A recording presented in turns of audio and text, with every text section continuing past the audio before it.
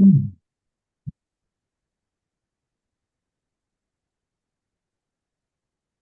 you are streaming live.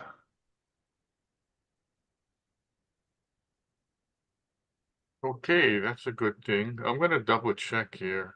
Uh, Okay. Yeah, and I'm going to check it out on the social media.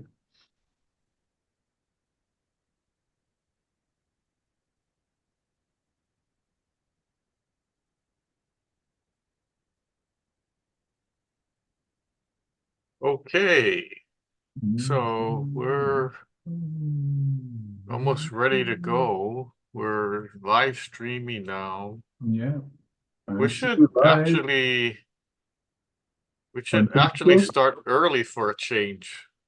Well, you should start on time. I know one time we were like 10 minutes or 12 minutes we late because somehow we lost our connection or something. That was the old days when we were still trying to do the streaming connections. Yep. Yeah, that we had Yeah. to go through all these defaults. And finally, we got back. Or one time, I actually lost power. Yeah, that happened to me too. Yeah, yeah. Okay, we'll go ahead and start then.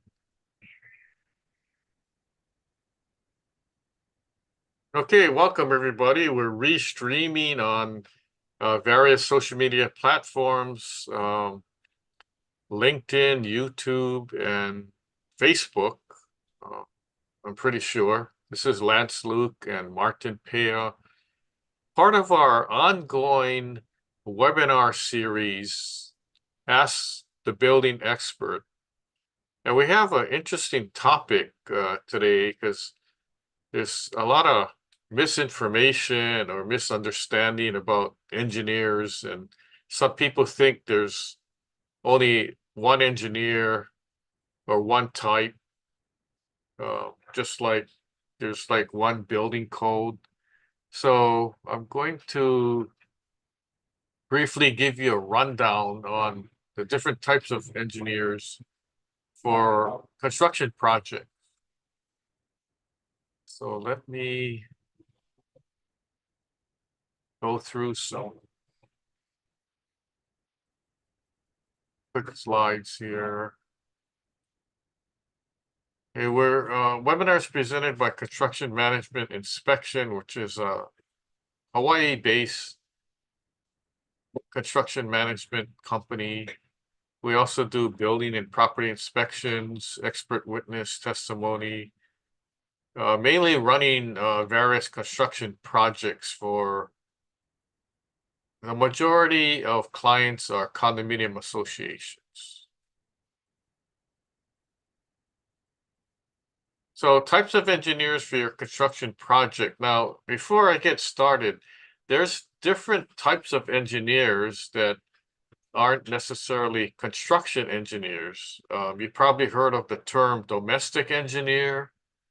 Um, that's kind of a upgraded terminology for people who do house cleaning or stay at home and do housework and things like that. Also, years ago, there was a term sanitary engineer, and we knew that to be your garbage collectors, but that changed over time. There's actually other engineers, like, have you heard of locomotive engineers? Like people who operate the choo-choo trains in the old days, shoveling coal and burning coal. That's how the trains operated by the fuel was coal. And then also there's aerospace engineers, and the term for them is commonly in conversation called rocket scientists. Like, you don't have to be a rocket scientist to do this or that.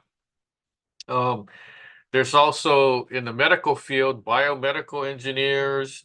In the IT field, there's computer engineers.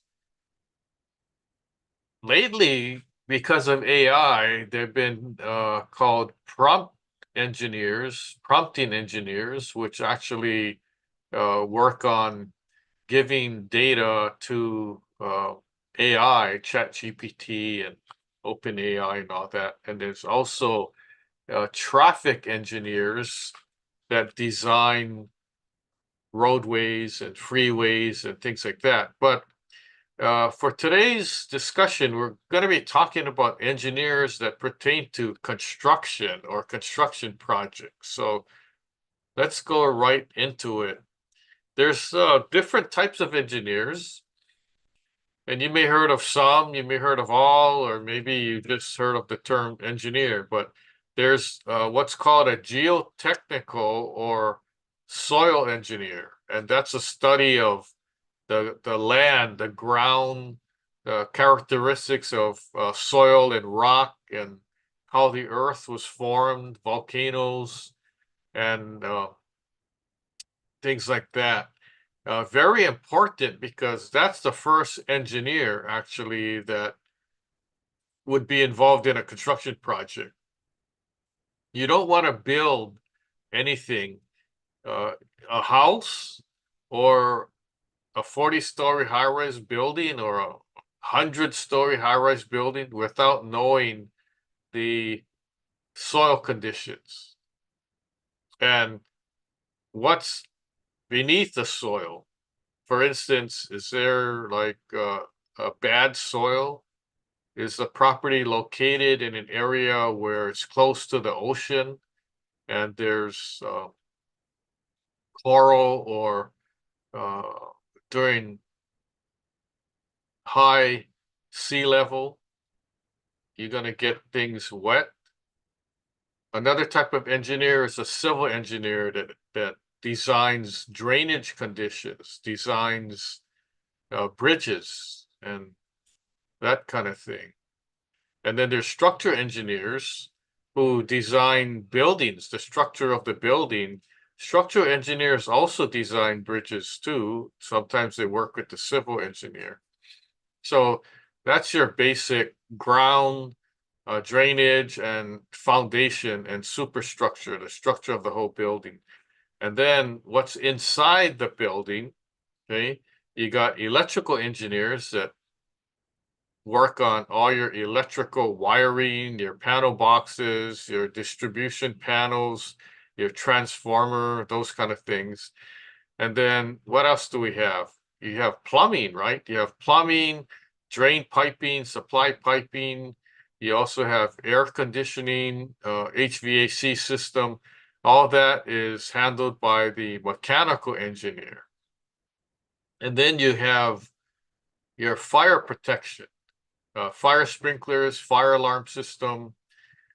Those are life safety requirements that is basically handled by a fire protection engineer. So these are the different types of engineers that we're talking about. Now, in a single family house, you could actually involve all of these engineers, and there's different other engineers that are also involved, but these are the main ones.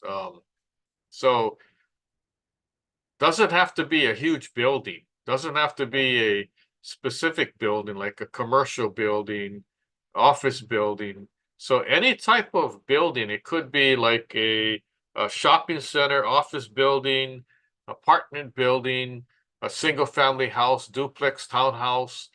Those types of projects all could involve one, two, or more, or maybe all of these different types of engineers. Now, if it's not a new construction project, if it's a building that's built already and you have to fix one component, such as your concrete spalling, then you involve a structure engineer.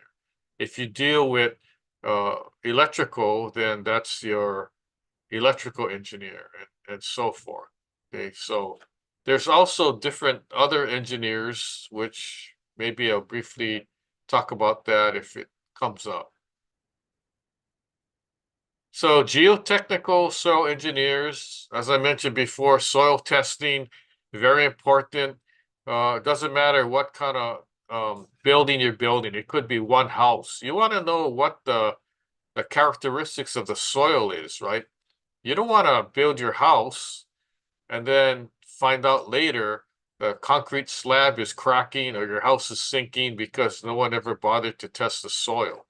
Okay, so that's why all these commercial buildings that are going up, all these high rises and low rises, when they build new, they have to do a soil test because the structural engineer is going to say, I need information about the condition of the soil. How can I design the building if I don't know what the soil condition is? Otherwise, I'm just designing something, and what if there's a failure? So the structural engineer might get blamed if the building starts cracking and sinking. Okay, so it's always wise. Now, here's the takeaway. If you have an old house, let's say you have a lot and then you have an old house, and the old house is maybe 900 square feet, built in the 40s, and you're gonna knock that house down and you're gonna build a brand new house that's about 3,000 square feet. Just because that old house is there doesn't mean that you don't need a soil test. Okay. I was involved in a litigation case regarding that, and when the contractor got deposed in a deposition, the contractor said, I didn't need to do a soil test. I didn't think one was necessary because there was a house there before. But then a 900 square foot house, the weight of that house is different from a 3,000 square foot house, right? The old house is wood frame. The new house is CMU, block tile, and concrete. So there's a big difference in the weight, the load of the two different structures. So that was kind of dumb um, on the part of the contractor. The other thing was that the soil condition in that area, which was close to the mountain, was already bad. It was expensive soil. So knowing that there was expensive soil, that's even more so that they should have had a soil test done. Okay, so and that ended up costing pretty much half the cost to build the house, to fix the house. So it was not a good situation for the contractor. So a geotechnical or soil engineer. So the word geotechnical is a technical word for soil engineer. So if you want to sound smart, just say, oh, did you hire a geotechnical engineer? Instead of saying, hey, you got one soil engineer hired. So by the way, before I forget, I want to thank all those that tuned in on our social media platforms and our Zoom platform. I noticed that we have people from Hawaii, of course, where we're based, but from parts of the United States and even other parts of the world. And I just want to make it clear that the information that I'm providing to you today at this webinar applies to any type of construction project. It doesn't have to be in Hawaii. It doesn't have to be in the United States. It could be anywhere in the world. It could be in Japan, Italy, France, where else? UK, Portugal, Spain. Uh, all these same concepts apply. So it's not only United States provided information. And that's the good part about it, because when Martin and I present these webinars, it's not specific to a certain area that we're in. Okay? It applies to anywhere. So basically, you could take the contents of this webinar and have it apply to any situation. And I'm thinking some of it could even apply to construction that's outside of the Earth, maybe the moon or on Mars. I know there's plans to build on the moon and maybe on Mars. So, but I don't get into gravity situation. But It could be a little different, but for the most part, some of the same concepts apply. So a geotechnical engineer uh, can help you design a retaining wall. Why? Because what kind of wall? How big is your wall? How high is your wall going to be? How much dirt is it going to be retaining? Is it going to be retaining a building or a house? So you want to know what the soil is, right? Based on the soil, the structure engineer would design the how big the footing is, how deep the footing, how wide the footing's going to be. So basically, when the wall's completed, you can't see the footing because it's underground. Now, properties that are on a hill or on a mountain, there's some slope stabilization, so the house or building doesn't slide down the hill, right? So the soil engineer will help specify what kind of design he recommends for the type of slope, the type of soil, what kind of rocks do you have? Is it really stable? Those kind of things. It's very important. Sometimes the geotechnical engineer might say, the soil's so bad, you have to excavate, take out so many yards of soil, bring in engineered fill, compact it, and now you're good to go. So it's not a situation where all the time you just test the soil and you design accordingly. Sometimes if the soil's so bad, you have to remove it first. And then the soil engineer is involved in the design of the foundation because you're digging into the soil and you're laying footing, concrete footing, or um, other types of footing. If you're doing piling or that type, okay? The condition of the soil is very important. Now, here's something. If the condition of the soil is not that good and you just, without testing, um, build a road, pave a road, okay? And then the road starts cracking and sinking. Why? Because the soil was bad. So you're wasting your money if you don't get all the information. So the idea here is you gather as much information, as much intel as you can about the lot, the condition of the lot, and so forth, before you start designing anything, let alone building. Let's talk about a civil engineer. A civil engineer gets involved in what? Well, designing bridges, drainage situations, road and highway construction. That's a civil engineer. May involve also a traffic engineer. And then bridges, water and wastewater infrastructure, dams, that's civil engineering, and then also urban development.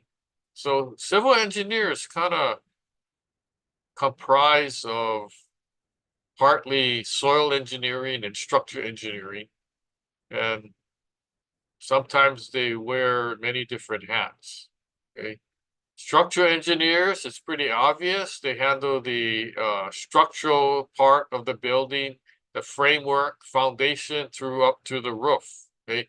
They have to design, let's say they're designing a 40-story building. They have to be able to calculate the load on the roof all the way down to the foundation. Because if they don't, the building could start sinking or cracking or falling apart. So the structure engineer gets involved in the design of the building, okay, the superstructure. So if you take a building, okay, you look at a 40-story building and you remove all the windows and glass and all that, what do you have left? You basically have the frame, right? The frame of the building. And that's basically what the structural engineer is designing. But he also has to take into consideration you have all this glass and siding going on the building. How much does that weigh?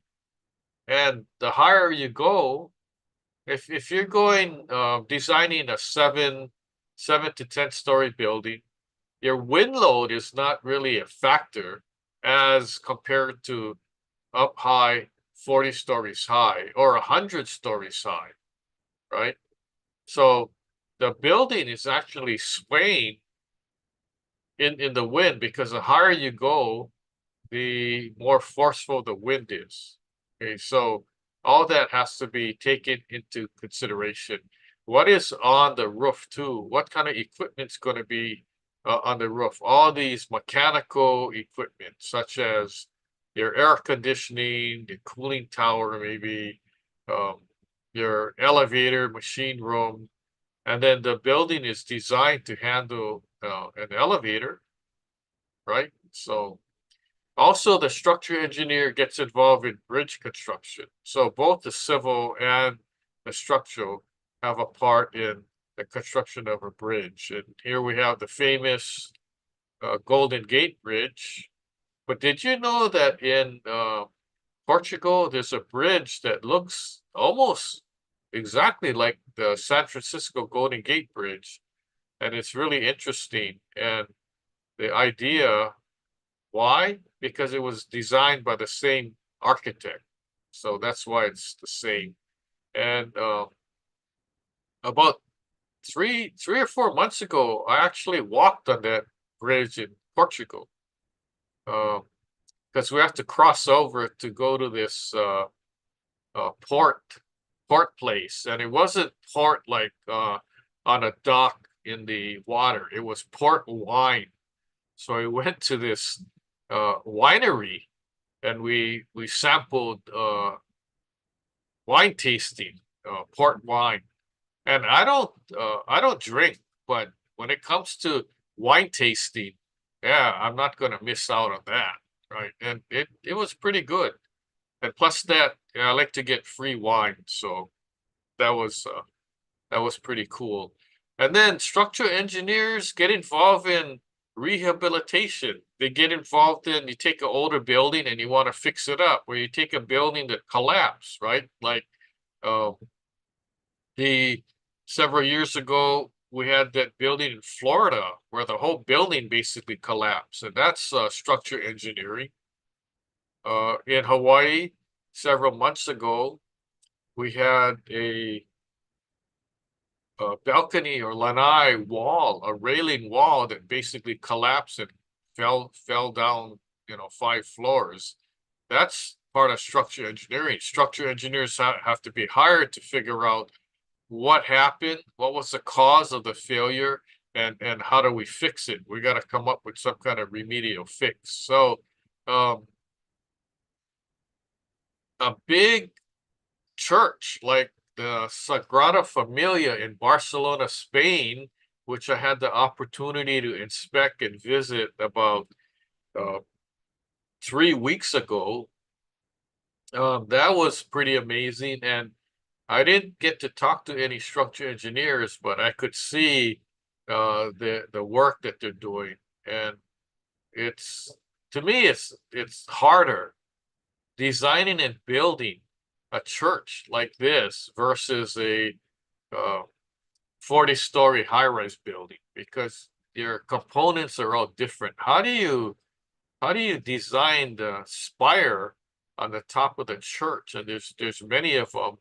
And how do you attach it to the church? And let's say if there's an earthquake, how do you make sure that that piece is not going to like crack, shake off, and all of a sudden fall down to the street? So, by the way, I'm giving a special webinar on specifically in that church, and I'll tell you more about that toward the end of my presentation. And then we have the electrical engineers. Without the electrical engineers, no one would know what kind of electrical components to put in the building, right? How many wires do we need? What kind of amperage? How we're going to get the power from the local utility to the building, and how much power do we actually need? And when you're designing a building, you have to over design it on the electrical. Why? Because you already know that people are gonna start plugging in all kinds of things that without even checking. So for instance, an older condo was built in the 1960, okay, or apartment building, and there was a 50 amp service to serve each unit. Okay? Now remember, in the 60s, they didn't have these modern day disposals or hair dryers, and then people decided that, oh, during the summer it's hot, so I'm going to install a air conditioning system. Okay, was that unit or the building designed for air conditioner? No, it wasn't. Okay, so your main is 50 amps.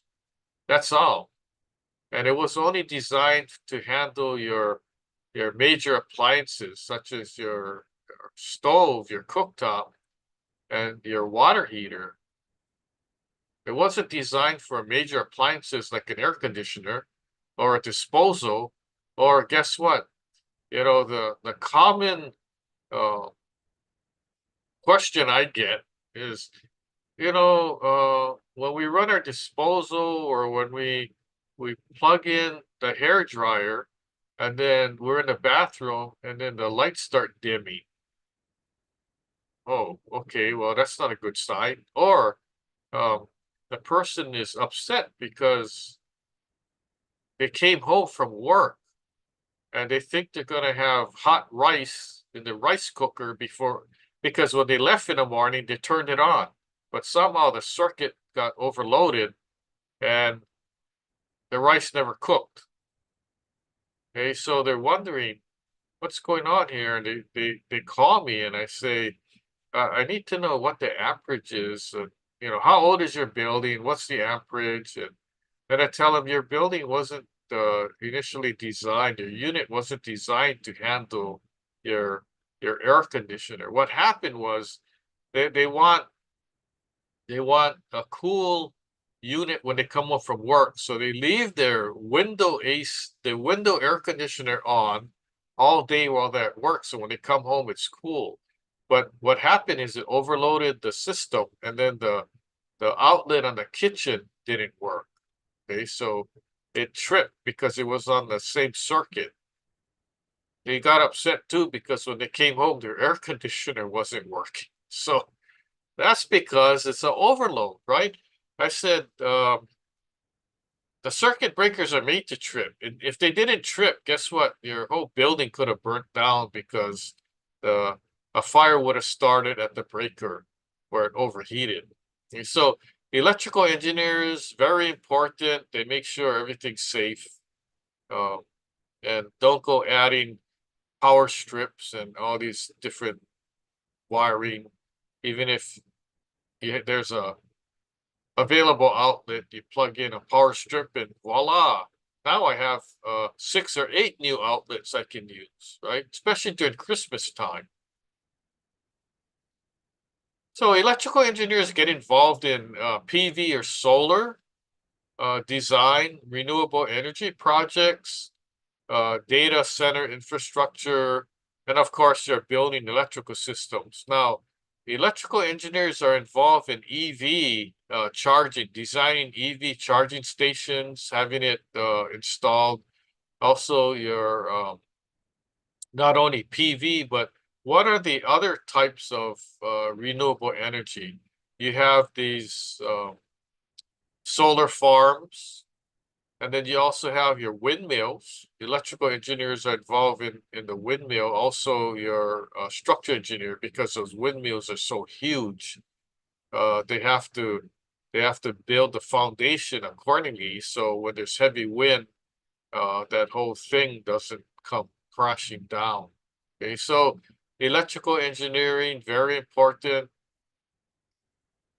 And then we have your mechanical engineers, which, most people, they're not aware of the mechanical systems in a building. You just, turn your faucet on, you get water, you flush your toilet, okay, everything works, but where does the water go? Who's in charge of designing all the piping and piping configurations? It's the mechanical engineers. So they get involved in designing your plumbing systems, right? your hot water systems, your drainage. Where does the water go when you flush it toward it? That's the mechanical engineer. What happens if it gets hot? Well, you put in air conditioning, HVAC system design. They're involved in that. Okay. What does HVAC stand for? The H stands for heating. V is ventilation. AC is air conditioning. Okay. And then mechanical engineers also get involved in fire suppression systems such as fire sprinklers and wet and dry standpipes and those kind of components in a building for life safety.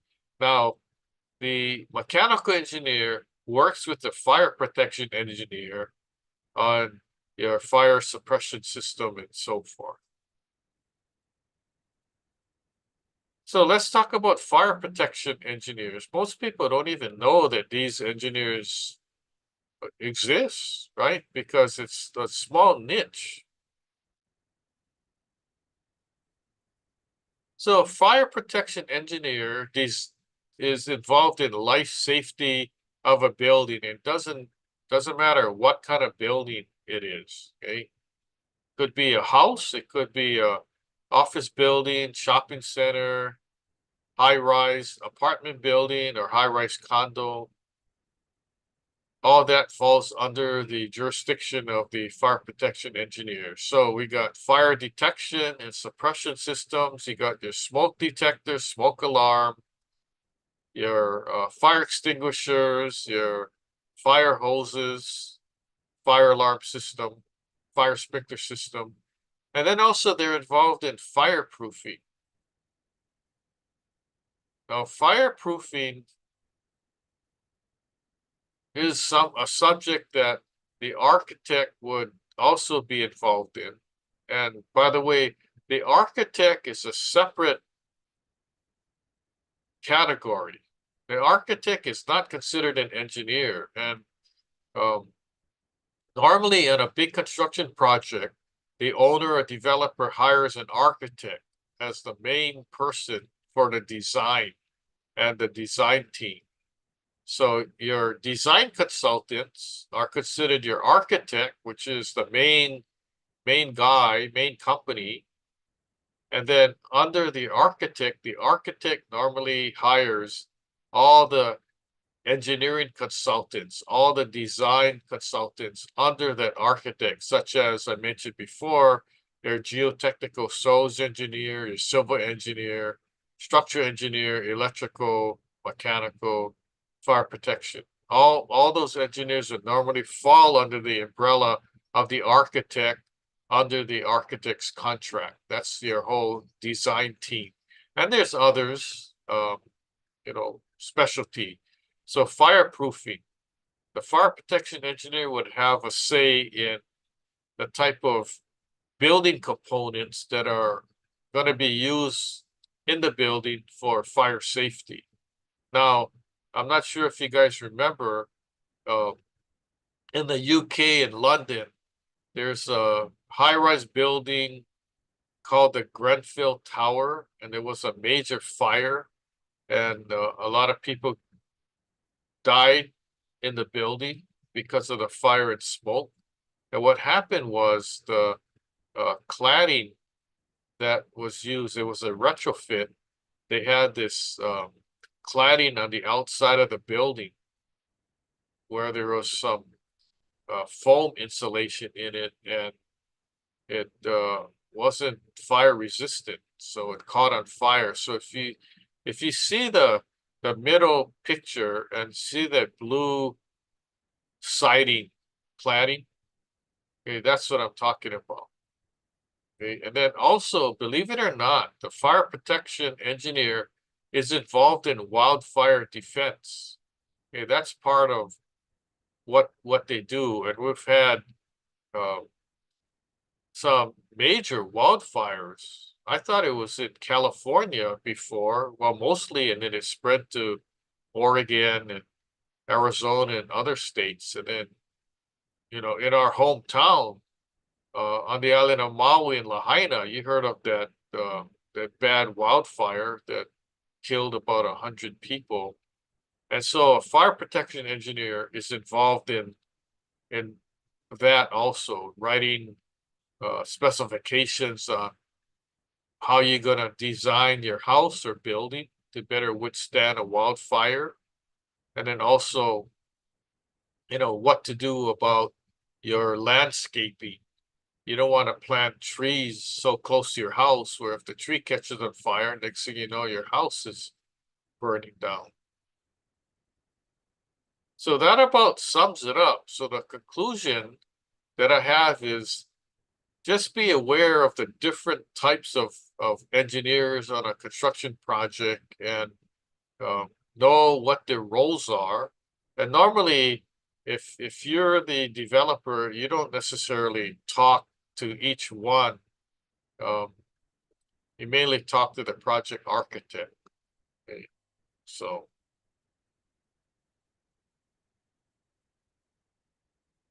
and then what you miss, previously we've given a whole bunch of webinars. It's on our website. I'll give you the link in a little while.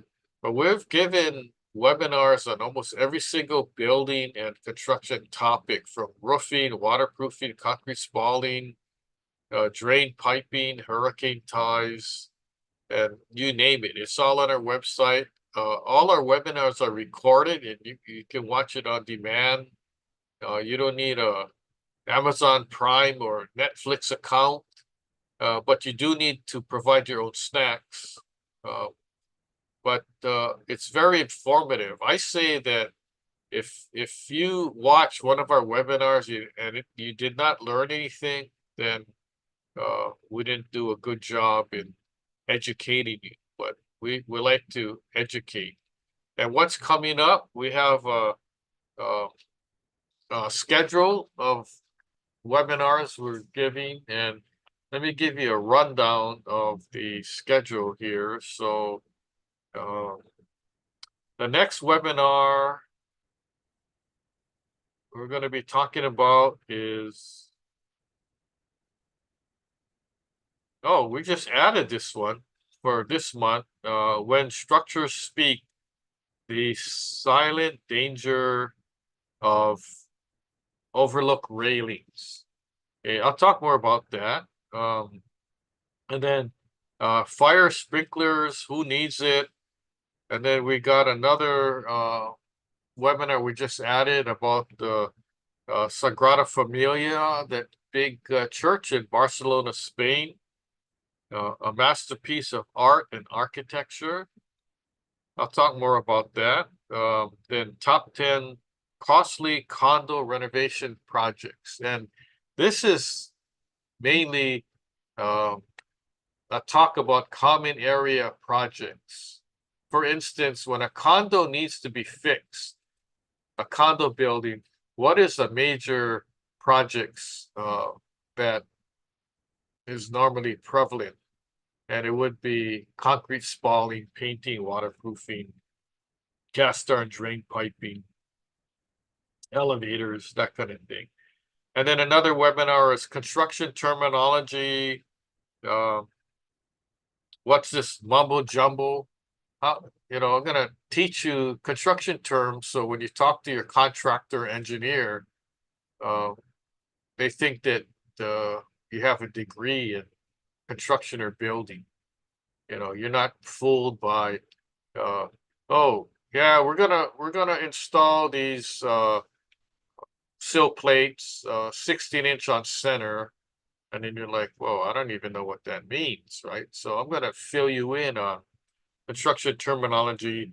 And then the next webinar is history of major disasters in Hawaii. Talk about tsunami, volcano, hurricanes, that kind of thing. That's good. And then changing up a bit, giving a talk, webinar about smart condo management, asset care, and legal insights. And that's getting into more condo real estate stuff. And then I have one on real estate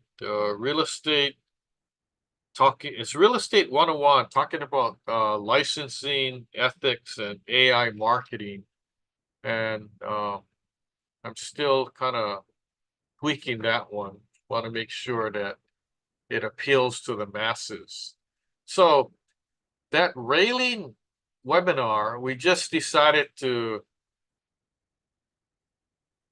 put it up on our schedule. So the topic is when structures speak, the silent danger of overlook railings. And what we'll be talking about is railing safety, recent incidents about railing, historical collapses, talking about some of the major ones that occurred in California and other parts of the US. And I may even have some different parts of the world. Preventive measures, engineering solutions, and standards and compliance. So that's all about railing. That's just a specific webinar about railing. And in July, I'm talking about Sagrada Familia, that big church in Barcelona, Spain. And, I went there to do some inspections and talk to people.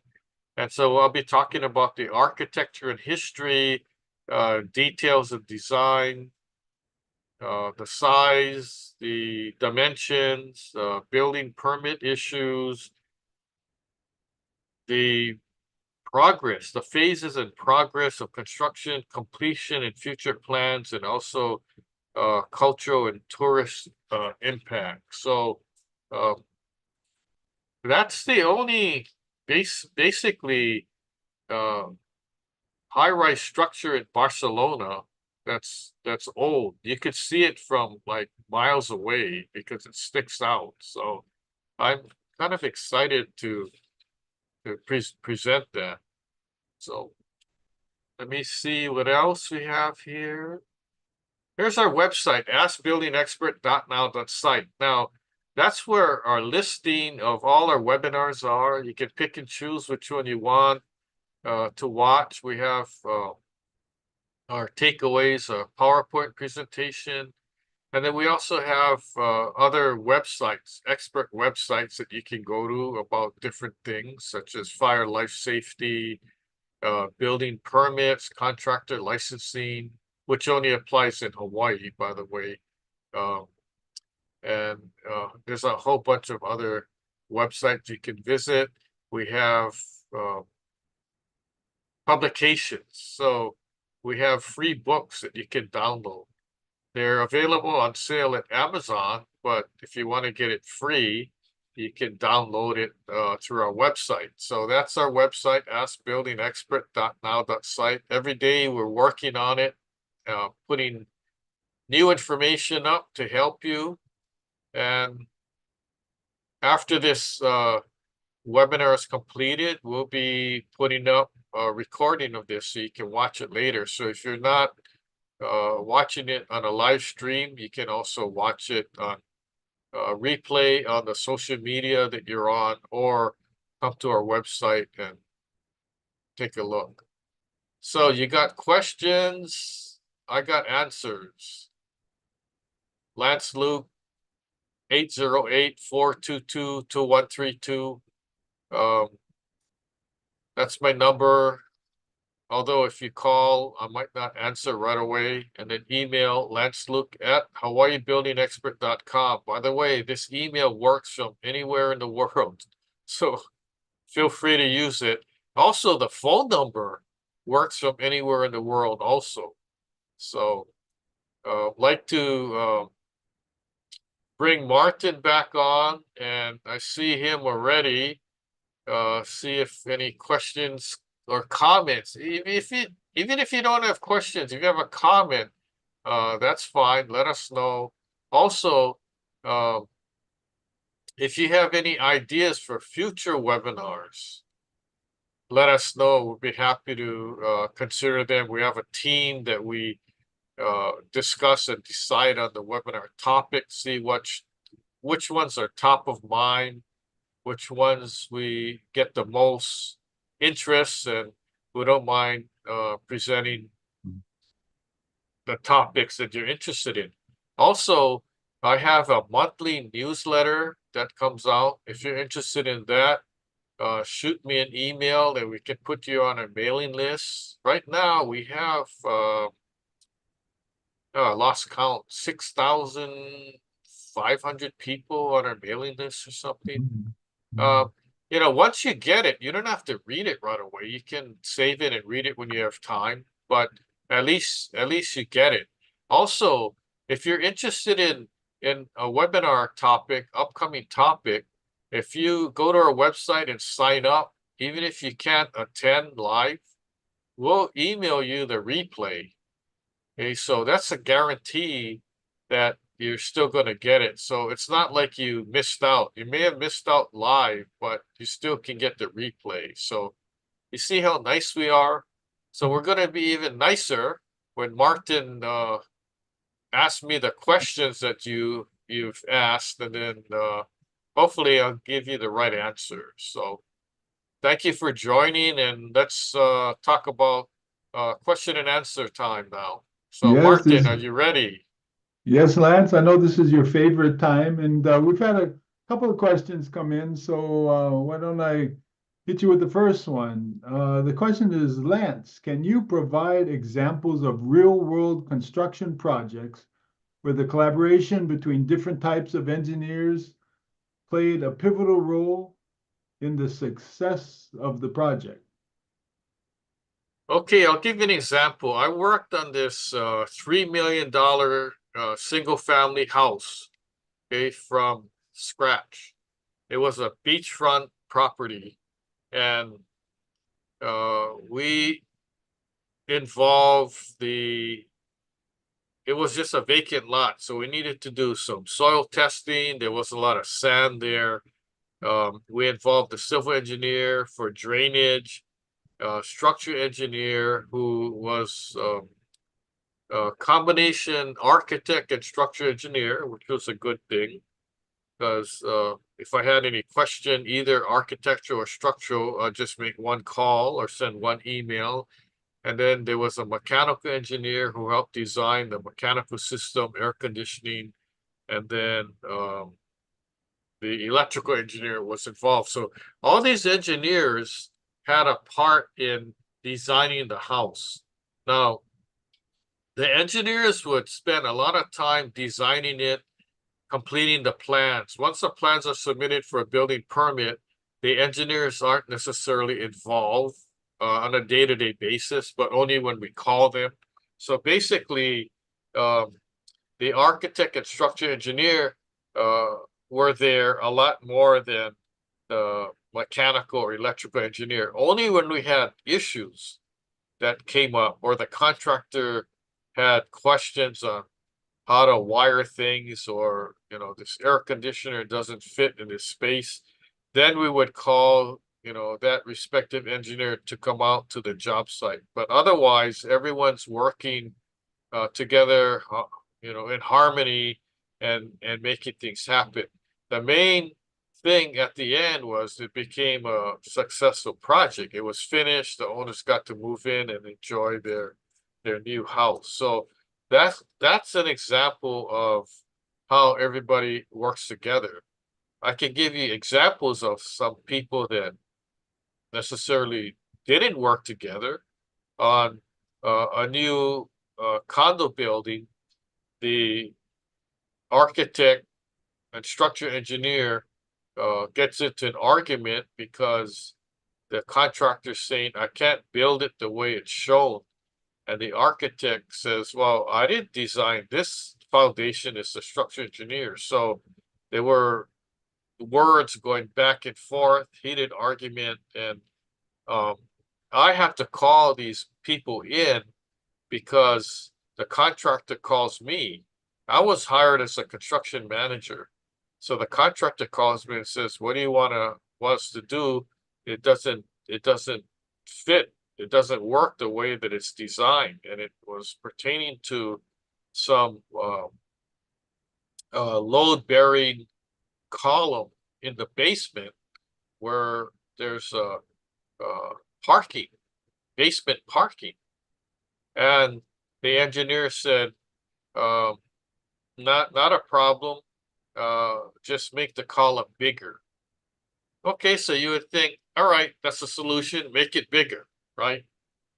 And so I get the email saying, according to the engineer, we're gonna make this column bigger, and then here's his latest design. We're gonna add a foot and a half to the entire column. And I'm saying, okay, well, that's a good idea, but then guess what? That guy's parking stall who parks next to that column, now he can't fit his car in because now the parking stall becomes a compact stall. And what if the guy buying the unit doesn't have a compact car, right? So, oh, it became a problem, right? So anyway, it got resolved. I think there was some extra room at the last parking stall. So they had to kind of redesign the parking stalls. So it worked out, but it's not all hunky-dory, smiles and everyone's having fun at a construction job site. It gets kind of hairy when things don't work and there's arguments and delays. So a delay could be very costly because if the developer is borrowing money and he's paying, $50,000 to $100,000 a day in interest on the construction loan, he can't afford to be waiting 1 week, 2 weeks for a redesign and things like that. So the show must go on. So hopefully that answers the question. I could tell you more if the person that asked has more questions. Just call me or email me. I can give you some more war stories. Okay, Lance, thank you. That's yeah, there's always war stories, unfortunately, yeah.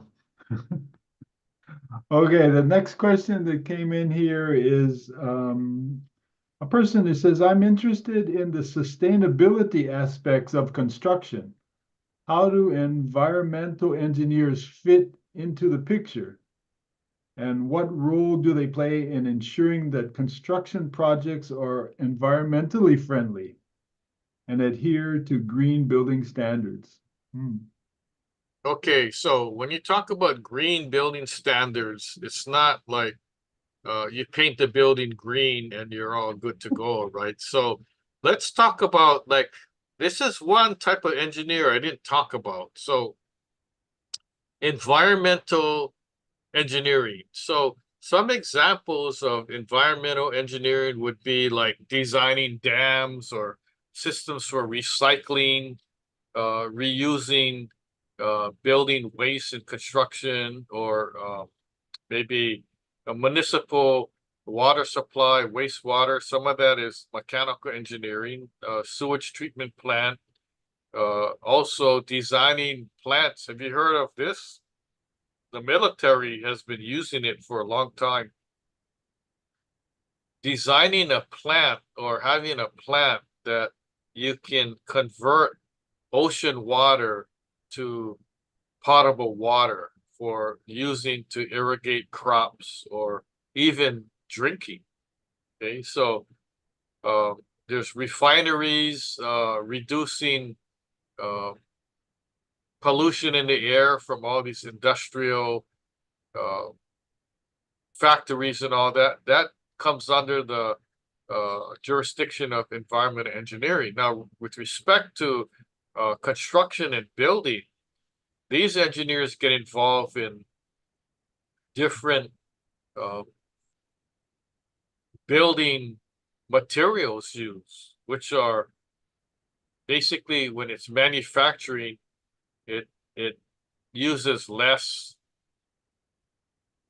energy. So they're saving energy. Maybe you see these industrial areas where these smokestacks and smoke's coming out and all that. So they're trying to reduce the carbon footprint and reduce all the that are released, hazardous materials and toxins that are released in the air from these factories that are, building their products, right? So as far as the construction, there's green buildings, they're building materials. There's in the factory they're using, manufactured products. One is like, instead of chopping trees down to build lumber, they're making fabricated lumber. So it's part ground up sawdust and part cement. There's what's called fiber cement boards that are used for siding, and one brand is Hardie, HARDIE. And there's other types of building products that are similar. So the environmental engineer gets involved in. There's also reclaiming, and that's kind of been prevalent now, where you go into an old building or old house and you dismantle it, and you see what kind of products can be saved and reused. So instead of like knocking down an old house, okay, and just taking all the stuff to the dump, they're dismantling the house piece by piece, and they're reclaiming the materials. So some of the wood can be reused. Some of your lumber can be reused. Some of your house siding can be reused. Some of their doors, right? Down to like the doorknobs, windows, and things like that. So there's companies that actually specialize in that, in buying used building materials and then reselling it. And then in some cases, there's historic properties, like a historic house, and your door got eaten by termites. So they go to this store, and maybe you might find a similar door or a doorknob. In the old days, they had those glass doorknobs, right? They don't necessarily make those anymore. But if it's saved from an old house that got torn down, then it's a lucky find, and then you have something that you can replace it with. And there's strict guidelines. If your property is on the state or federal historic preservation list, you can't just start knocking down things and replacing it with newer building materials. You have to kind of stick to the guidelines, right? So hopefully that answered the question. I know I kind of digress, but what do you think, Martin? Was that a good answer? That was good. Good environmental answer with environmental engineering. So very good. We got one last quick one. Maybe you can answer while we get some time here. It says the visitor says, I've heard the terms construction engineer and forensic engineer. Can you explain these two types of engineers? Yeah, okay. So I have a degree in civil engineering, but I don't design bridges. So I kind of converted my engineering to being a construction engineer. What that is I go to construction job sites and I manage the various projects as a construction manager. So construction engineer can get involved in all these different types of engineering, just as a overall look-seer, but I'm not designing plans and stamping plans or anything like that. A forensic engineer could be any one of the engineers that I mentioned.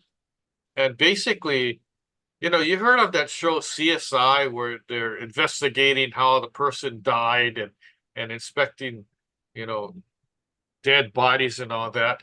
So the forensic engineer is investigating building failures. And I do some of that too when I'm involved in some construction defect litigation cases.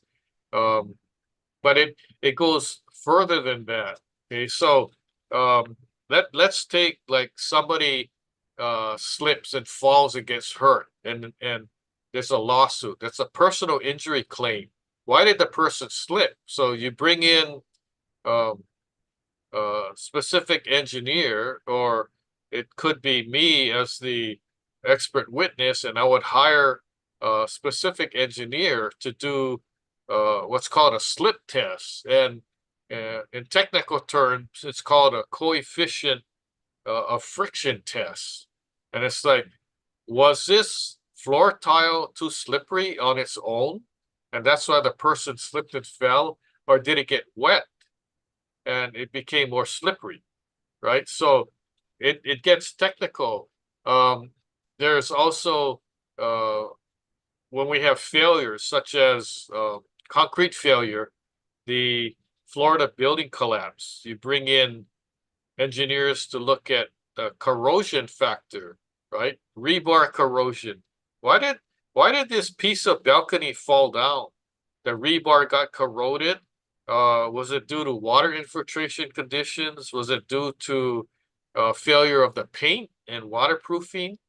And if it's failure of the paint waterproofing, we have various tests that can be done. On the paint, one test is called the DFT test, dry film test, where we look at the thickness of the paint. And in some cases, we have to scrape off samples of the paint, send it to a laboratory, and let them tell us what the mill thickness of the various coats of paint were. So it gets really technical. So forensic engineering is basically going deeper into determining the cause of, let's say, the water infiltration. Where did the water come from? The roof's leaking.